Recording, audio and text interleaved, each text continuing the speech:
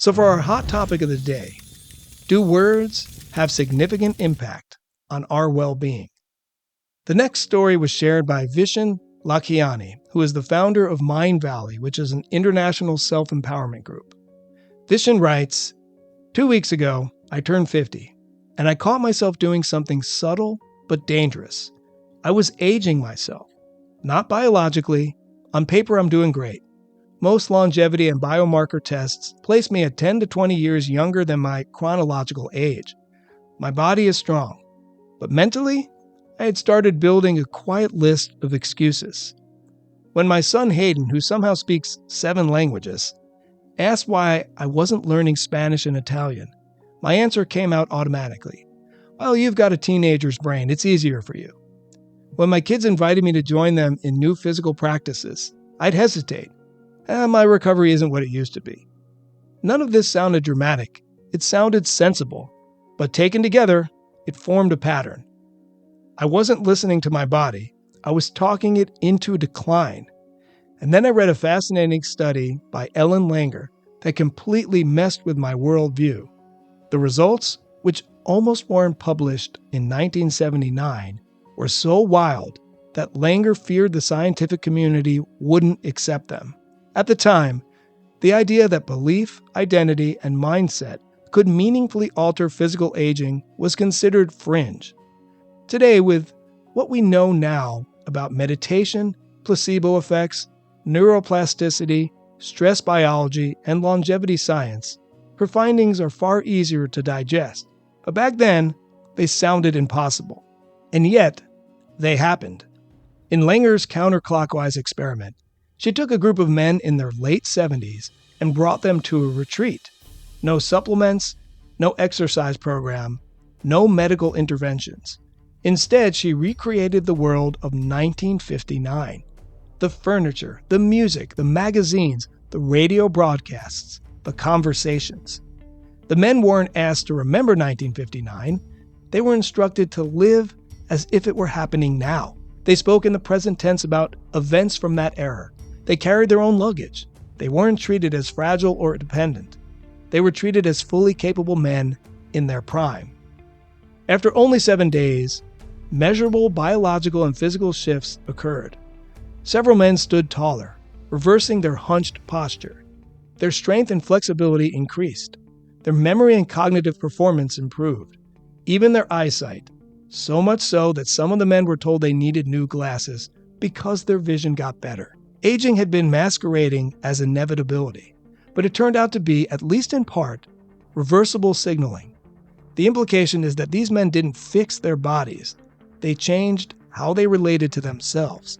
They stopped behaving like old men, and their biology followed. That's when I realized something uncomfortable. I wasn't being limited by my health. I was being limited by my self-talk. How you talk to your body matters. Langer's experiment proved this. Self-talk can sometimes have a greater effect on our body than what you give it. Your body is always listening. Every decision is a conversation. When you say, I'm too old for this, you're talking to your body. When you say, let's try this, you're talking to your body. When you experiment with a new movement, when you challenge an old belief, when you act like possibility is still open, you're talking to your body. So before I share how I talked my body back into health, what are your thoughts on this? I think words have so much power. I really do. Words can really impact how we relate to each other, to the world, and to our body. I really believe that. And so I also feel very strongly about affirmations that have become very popular. I know I said before all the fatty things, and affirmations are a little bit of a fad, whatever.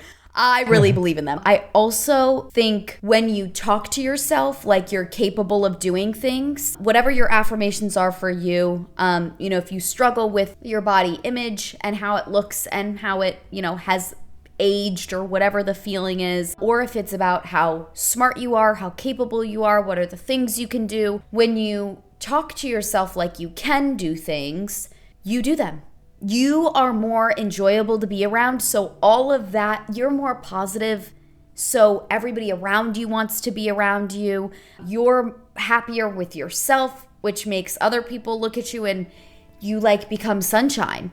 And I think it doesn't surprise me that when you shift how you age yourself, you know, whether it's how you talk about yourself and also how you interact with yourself, with your body, that it can reverse some of that aging. My grandparents on my mom's side are 84, and they are physically very strong and mentally very strong. They have stayed very engaged with the community. They are leaders. They are confidants in people. They have given communities support and suggestions and, you know, all of the things. Like, they're really taken into consideration. And I think as they've aged, they've put the experience into what they do, but they haven't removed themselves from it, if that makes sense. And so it's allowed them to stay very healthy, stay very active, and I think live longer. I really believe that. You know, when we can keep engaged with our community and with ourselves, this is the same kind of thing. You know, those words matter. How we talk about ourselves matter. How we show up for ourselves matters, both in language and in physicality. Like the story, you know, having people carry their own suitcase. Yeah. It is so tempting to want to help older people do things. Let it take them 5 more minutes.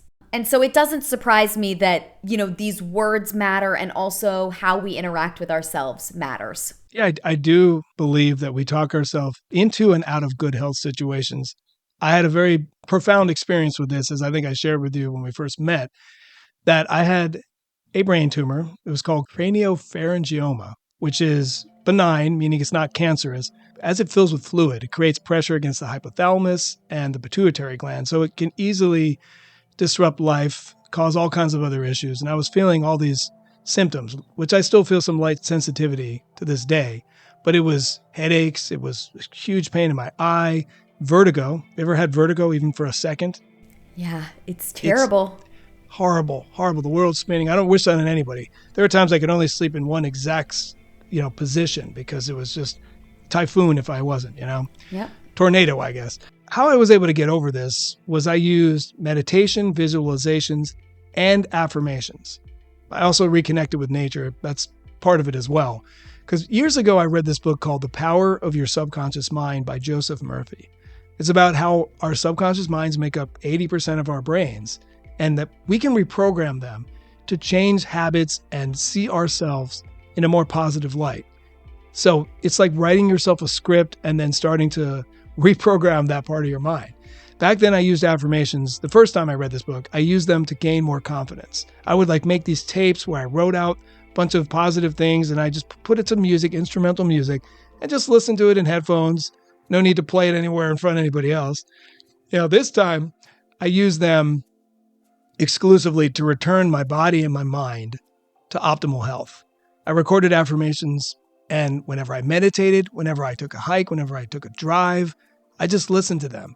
And I just started to get this visual picture of myself as healthy again. There's a guy named Dr. Joe Dispenza. Have you heard of him? Mm-mm. Nope. Yeah, I'll share a little bit about him. He has this technique that I inadvertently followed, intuitively, never heard of him before. But I did that thing where I would just go deep into a meditation and put myself into this void where I could see my body as just energy. And I started thinking, if we're all energy, I can just drain this thing. I can just flush this through my system. I can return it to health. Now, I do believe that by de-stressing myself, pulling away from things that were so crazy at the time, taking more hikes and more drives, that took pressure off of it.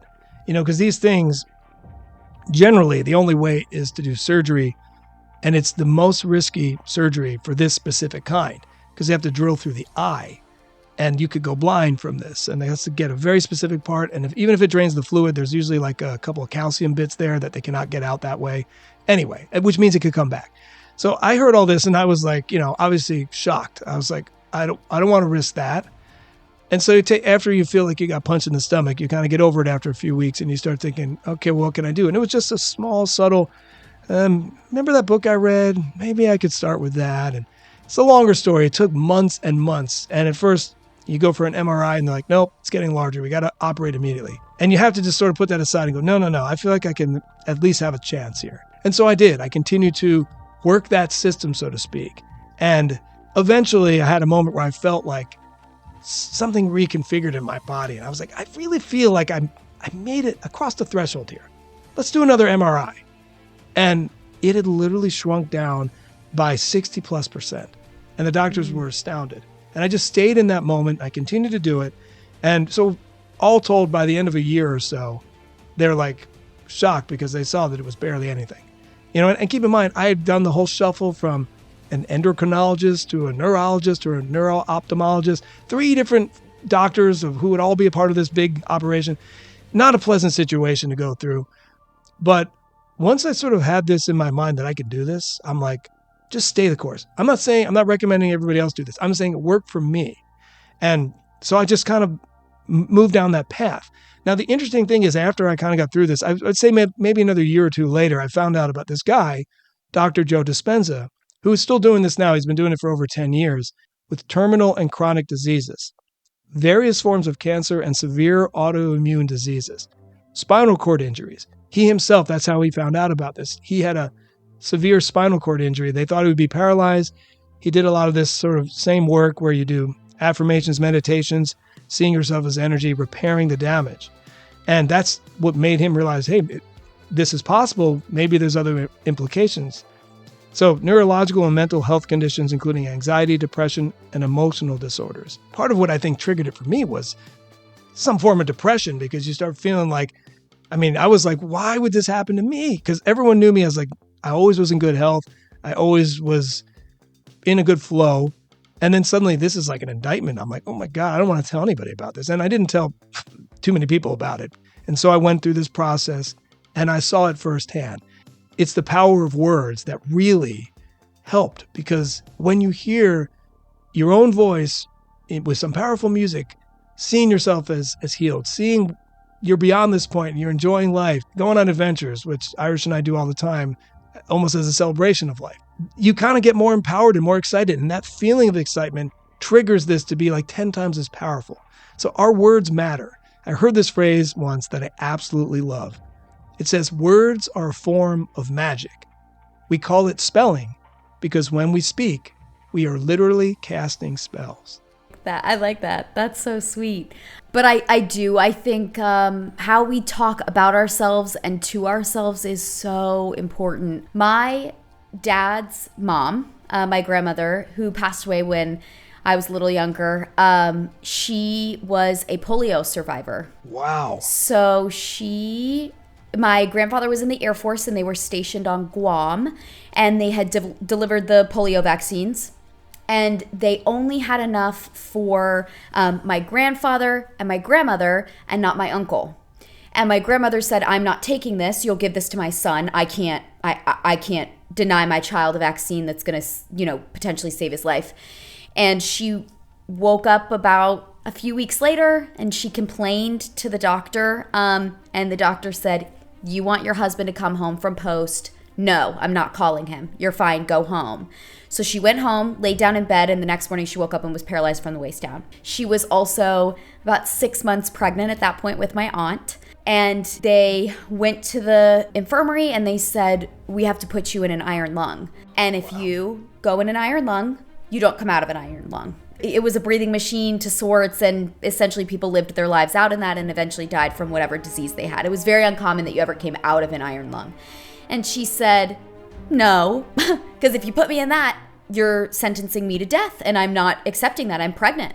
And they said, you're not going to survive. And she said, yeah, I will, and I'll learn to walk again. My grandmother went on to give birth to my aunt, completely paralyzed from the waist down, which was excruciatingly difficult. A little unknown fact that when you're paralyzed, you actually do still feel pain during childbirth is significant. She gave birth to my aunt and then had my other aunt and my dad. Following that. Wow. She lived the rest of her life with post-polio syndrome, which caused her to have a limp. She walked again, she drove a car, and she lived until she was in her 80s. And she is a great depiction of someone who spoke it out loud, that she would not do that. She would walk again, and she would prove all of these people wrong. And then went on to live her life to advocate for all of the ADA regulations that we have now. So my grandmother was part of a group of people who went to Congress and advocated for the curb dips. So my grandmother was unable to step up onto a curb and took her experience. She went to George Mason University, got a degree, and then supported ADA groups in getting all of our, what we now think of as sort of normal ADA requirements on streets and in buildings put into regulation. And so I really believe a lot of what her life experience was someone not taking no for an answer, and then using her experience to say, I am not going to allow this to take my life away from me. I will take this experience to make life better for other people. And her willingness to not be denied was in how she talked to herself, how she talked to those around her. She raised incredible children. She supported her family and was someone that, when you talk about words being powerful, denying a doctor in 1955 was pretty insane. And a military doctor. Saying no to a doctor, period, as a woman in the 1950s was insane. But to say that to a doctor who was probably in a general role was pretty badass. But she spoke it into the universe, and that was how she lived her life, was not denying herself anything and walking for the rest of she walked in my lifetime, which is crazy to think about. So that is an incredible story. Thank you for sharing that. Yeah. That is great. Wow. Yeah, that, again, words, super powerful.